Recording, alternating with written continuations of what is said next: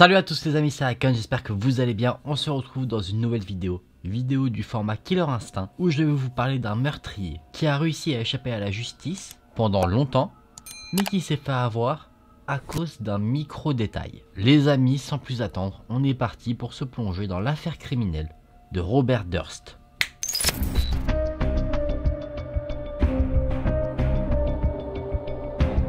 Robert Durst est né le 12 avril 1943 dans une famille composée d'un père, d'une mère et de 4 enfants. Il avait 3 frères et sœurs, et avec l'un d'entre eux, du nom de Douglas, va vivre une rivalité fraternelle. Robert Durst a eu une enfance plutôt classique, la famille était très aisée, parce que le grand-père qui était de base un Tyler a migré aux États-Unis et a commencé à développer des investissements immobiliers qui l'ont enrichi. Ce grand-père a créé une entreprise, la Durst Organization. Le père a repris la direction de l'entreprise familiale et c'est quelque chose qui se transmettait de père en fils. La jeunesse de Robert Durst a été marquée par un événement tragique. Sa mère a fait une chute fatale. Effectivement, à l'âge de 7 ans, Robert Durst dit qu'il a vu par la fenêtre sa mère tomber du toit de la maison. Son frère Douglas, avec qui il avait une rivalité, va nous confesser plus tard qu'apparemment Robert Durst n'aurait jamais assisté à cet événement. Bien sûr, un événement comme ça traumatise un enfant. Et en 1953, alors que le jeune Robert avait 10 ans, on lui a diagnostiqué une personnalité en décomposition et une possible schizophrénie. Robert Durst a une scolarité un peu particulière, il était décrit comme quelqu'un de très solitaire, et pendant son parcours universitaire dans le domaine de l'économie, il va rencontrer une femme, Suzanne Berman. Cette femme est importante dans l'histoire. Robert Durst va arrêter ses études pour travailler dans l'entreprise familiale, mais c'est son frère, Douglas, qui va être choisi pour être mis à la tête de cette entreprise. Ça va créer un fossé entre Robert Durst et sa famille et il va poursuivre sa vie seul de son côté sans avoir plus de contact que ça avec le reste de sa famille. C'est à partir de 1971 que la vie de Robert Durst va prendre une tournure macabre. Il va rencontrer une femme, Kathleen McCormack, étudiante en médecine. Ils vont avoir plusieurs rendez-vous amoureux. Robert Durst va même l'inviter dans sa maison dans le Vermont. Mais le père de Robert Durst lui a mis la pression pour qu'il revienne dans l'état de New York pour qu'il puisse travailler dans l'entreprise familiale. Robert Durst et Kathleen McCormack s'exécutent, ils reviennent à New York, à Manhattan, où ils se marient le 12 avril 1973. Petite anecdote, c'était le jour où Robert Durst fêtait ses 30 ans. Je vous ai dit que c'était à partir de ce moment-là que la vie de Robert Durst allait prendre une tournure macabre. Effectivement, sa femme a disparu. Kathleen McCormack allait bientôt être diplômée de ses études de médecine, elle voulait devenir pédiatre et quelques mois avant d'obtenir son diplôme, elle a été vue pour la dernière fois le 31 janvier de l'année 1982. C'est là qu'elle a été vue pour la dernière fois par une autre personne que Robert Durst, parce que vous vous en doutez, ça va être lui le principal suspect dans cette affaire. Et effectivement, Kathleen McCormack s'était présentée à une soirée organisée par une de ses amies, Gilbert Najami, dans l'état du Connecticut. L'hôte de la soirée, Gilbert, a remarqué que son amie, Kathleen McCormack, agissait étrangement. Elle semblait très énervée et était habillée d'un jogging rouge, alors qu'elle était habituée à porter des vêtements de meilleure qualité, beaucoup plus classe, notamment des robes de soirée. Kathleen McCormack a quitté la soirée pour se rendre dans la maison maritale, celle qu'elle occupait avec Robert Durst, dans l'état de New York. Apparemment, elle aurait reçu un appel de son mari, Robert, qui lui disait qu'il fallait qu'elle rentre absolument. Apparemment, ce soir-là, le couple s'est disputé et ils se sont même battus, ils en sont venus aux mains. Selon ce que dit Robert Durst, parce que souvenez-vous, c'est la dernière personne à l'avoir vue en vie, il l'aurait mise, après cette dispute, dans un train en direction de Manhattan pour qu'elle rejoigne leur appartement. Je vous l'ai déjà dit, Robert Durst était quelqu'un d'assez aisé, du coup c'est pas étonnant qu'il ait plusieurs logements. Après avoir déposé sa femme à la gare, Robert Durst a dit que lui il était parti prendre un verre avec un ami et qu'il a ensuite parlé à sa femme au téléphone une fois qu'elle était arrivée à leur appartement. Normalement, Kathleen McCormack devait rendre visite à Gilbert Najami à Manhattan, sauf que là problème, elle ne se présente jamais au rendez-vous. Gilbert commence à s'inquiéter et elle avertit plusieurs fois la police de l'absence de son ami. Quelques jours plus tard, Robert Durst appelle la police et remplit un document attestant que sa femme a disparu. Des personnes se trouvant dans l'immeuble où résidait le couple Durst ont attesté avoir vu Kathleen McCormack le 1er février, donc le lendemain de sa supposée disparition, à l'appartement de Manhattan. Néanmoins, quelques doutes subsistent. Ils pensent l'avoir vue. Ils n'en sont pas certains parce qu'elle se trouvait à une certaine distance, du coup ils se disent qu'il y a éventuellement un doute possible. Et je vous dirai à la fin de cette histoire des petits détails qui font que tout aurait pu basculer beaucoup plus vite. Parce que les dires de certaines personnes peuvent éventuellement être totalement faux. Ce qui a mis un peu la puce à l'oreille des enquêteurs, c'est que Kathleen McCormack a été admise 3 semaines auparavant dans un hôpital parce qu'elle avait des ecchymoses au visage. Elle aurait confessé à un ami que son mari l'avait battue et qu'il ne voulait pas payer les charges pour qu'elle puisse être soignée. On n'a pas affaire à quelqu'un de très sympathique visiblement. Kathleen McCormack avait demandé le divorce et demandé une sorte de pension de 250 000 $. Robert Durst avait eu une réaction instantanée.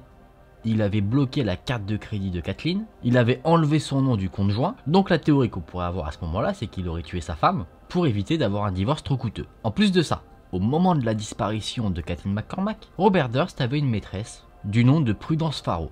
Voulant faire bonne figure, Robert Durst a indiqué offrir une récompense à quiconque pourrait retrouver sa femme de 100 000 $. On pourrait croire effectivement, si on n'est pas du tout intéressé par l'affaire, que l'homme va absolument retrouver sa femme. Mais quelques jours plus tard, il a réduit cette récompense, mais vraiment de beaucoup. On est passé à une récompense de 100 000 $ à 15 000 $.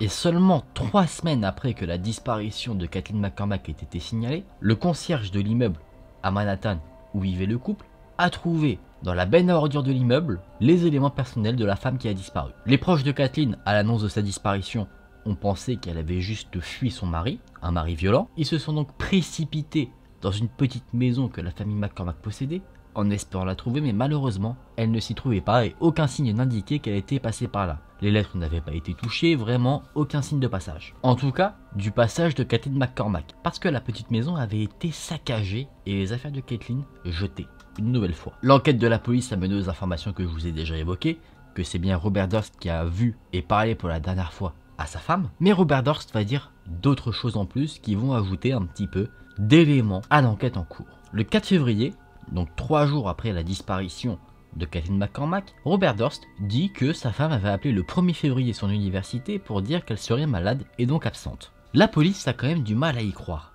Pourquoi ? Parce que à chaque fois les versions de Robert Durst sont contradictoires. Ou il ajoute par exemple des nouveaux éléments, il donne pas sa version directement d'un coup. Il alimente l'enquête vraiment au fur et à mesure, petit détail par petit détail. C'est seulement 8 ans après la disparition de Kathleen McCormack que Robert Durst a demandé un divorce en clamant que sa femme l'a abandonné. Effectivement, pour le moment, on ne sait pas qu'elle est morte. L'enquête sur la disparition de Kathleen McCormack avait été fermée, faute de preuves, mais elle a été réouverte en 1999, assez silencieusement, ce qui a fait que les enquêteurs ont fermé l'ancienne résidence de Robert Durst pour essayer de trouver des indices.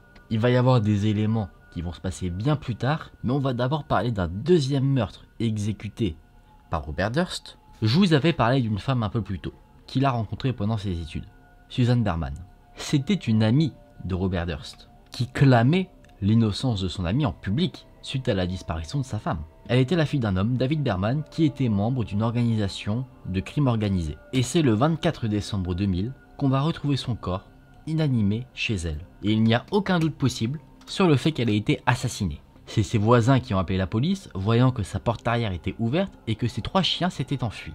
Elle vivait à Los Angeles en Californie, et 3 jours après, la police de Beverly Hills a reçu une lettre ayant pour contenu l'adresse de Susan Berman et un mot qui est bien significatif, le mot cadavre. La police sait que Robert Durst se trouvait au nord de la Californie 3 jours avant le crime et qu'il a pris un vol de San Francisco vers New York la nuit juste avant que le cadavre de son ami soit découvert. L'enquête des policiers a montré que Susan Berman avait reçu 50 000 $ en 2 fois, c'est-à-dire 25 000 et 25 000, de la part de son ami Robert Durst. Robert Durst a bien confirmé qu'il lui a fait un prêt de 25 000 $. Il a également envoyé une déposition que Susan Berman avait faite quand elle avait été interrogée sur la disparition de Kathleen McCormack. Et après cela, Robert Durst a refusé catégoriquement de répondre à d'autres questions sur cette affaire. Il va dire bien plus tard, en 2005, que son amie l'avait appelé peu de temps avant d'être assassinée. Elle disait, selon ce qu'il dit, que la police voulait l'interroger par rapport à la disparition de sa femme et qu'elle avait rendez-vous. Sauf que les enquêtes ont montré que la police n'a jamais fait cet appel et qu'aucun rendez-vous n'était prévu pour rencontrer Susan Berman. Vous voyez un petit peu ce que je vous disais qui rajoute des petites informations en plus, mais bien après, c'est que le meurtre a eu lieu le 24 décembre 2000 et après il rajoute cette petite information qui pourrait avoir son importance en 2005. Pourquoi ne pas le dire directement en 2000 quand il a interrogé? Mystère. En plus, en termes de date, ça correspond à peu près au moment où la police a réouvert l'enquête sur la disparition de sa femme. Du coup, ce qu'il a fait, c'est qu'il a décidé de se camoufler, d'avoir une sorte de vie de fugitif. Et pour ne pas être embêté par des journalistes ou par la police, il décide de se déguiser en femme pour passer toujours totalement inaperçu. Bien sûr, vous vous en doutez, parce que c'est le sujet de la vidéo, vous vous doutez forcément que Robert Durst a tué sa femme et Susan Berman. Mais à l'époque, on n'en savait rien du tout, on n'avait que des théories, mais aucune preuve vraiment factuelle. Pour en finir sur le cas de Susan Berman, une personne du nom de Cathy Scott qui a écrit une biographie sur Susan Berman indique dans son ouvrage que pour elle, Robert Durst a assassiné Susan Berman parce qu'elle en savait trop concernant la disparition de sa femme Kathleen McCormack. Effectivement, ce serait un mobile totalement plausible. Petite théorie annexe à la vidéo, on pourrait se dire clairement, vu qu'en plus il y a des paiements qui ont été faits de Robert Durst à Susan Berman, c'est que peut-être que Susan Berman était au courant effectivement et qu'elle lui faisait du chantage, en lui disant tu me donnes tant d'argent et je dis rien, et que ça posait problème forcément à Robert Durst qui a décidé du coup de l'assassiner. Le 9 octobre 2001, Robert Durst a été arrêté à Galveston après qu'on ait retrouvé des membres du corps d'un homme du nom de Maurice Black. Ces membres ont été retrouvés flottant dans la baie de Galveston, plutôt glauque. Il a été libéré sous caution de 300 000 $ le lendemain, somme qu'il a payée, et il devait se rendre au tribunal le 16 octobre. Sauf qu'il ne s'est pas présenté du tout. Un avis de recherche est lancé à son encontre et c'est le 30 novembre qu'on va l'arrêter. On va le surprendre en train de faire du vol à l'étalage dans une petite supérette où il cherchait à voler des pansements, un journal et un sandwich. Et ce qui était assez fou, c'est qu'il cherche à faire du vol à l'étalage alors qu'il avait dans sa poche 500 $. De quoi largement payer ce qu'il voulait voler. Je pense, après toutes les informations qu'on a par rapport à l'argent et Robert Durst, qu'il était plutôt radin. La police a aussi fouillé sa voiture et ils ont trouvé des éléments assez particuliers. Ils ont trouvé qu'il avait un sac avec 37 000 $ en cash, de quoi repartir et essayer de rebâtir une nouvelle vie, 2 pistolets, de la drogue, le permis de conduire de Maurice Black, de quoi faire un lien direct avec l'assassinat, et des indications pour se rendre au domicile de Gilberte Najami, l'amie de sa femme qui a disparu, Kathleen McCormack. Qu'est-ce qu'il aurait bien pu vouloir faire chez elle? Je pense que vous et moi nous avons plutôt une réponse plausible, l'assassiner. Les policiers ont également découvert que Robert Durst avait pour passe-temps de stalker son frère Douglas. Rappelez-vous, le frère avec qui il avait une sorte de rivalité. Il rôdait dans l'allée où il y avait sa maison, arme à la main.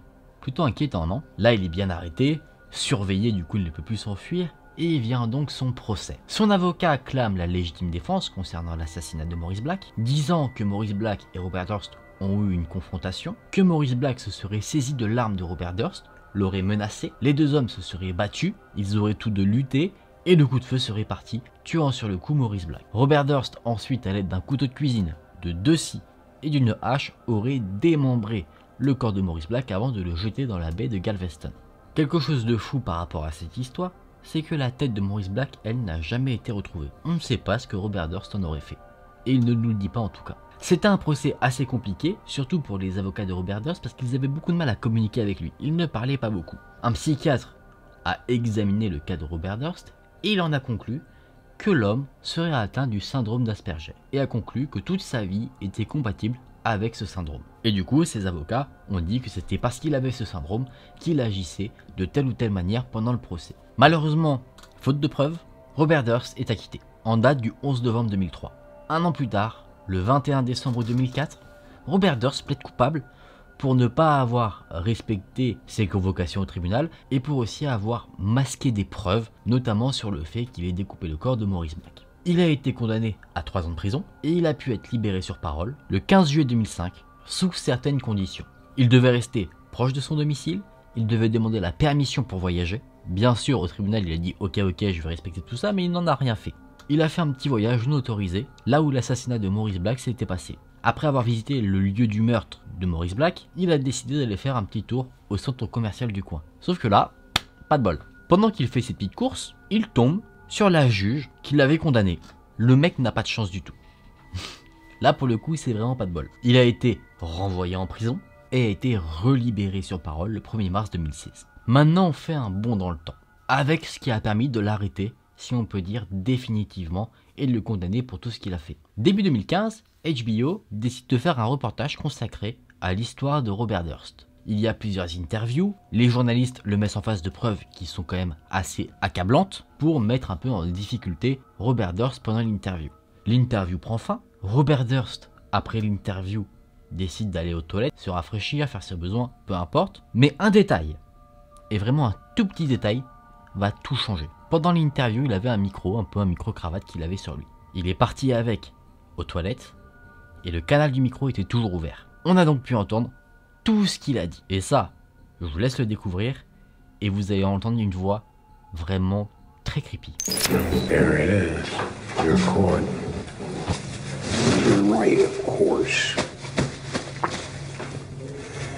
But you can't imagine. First, I don't know what's in the house. Oh, I want this. Insist. Listen. I'm having difficulty with the question. What the hell did I do?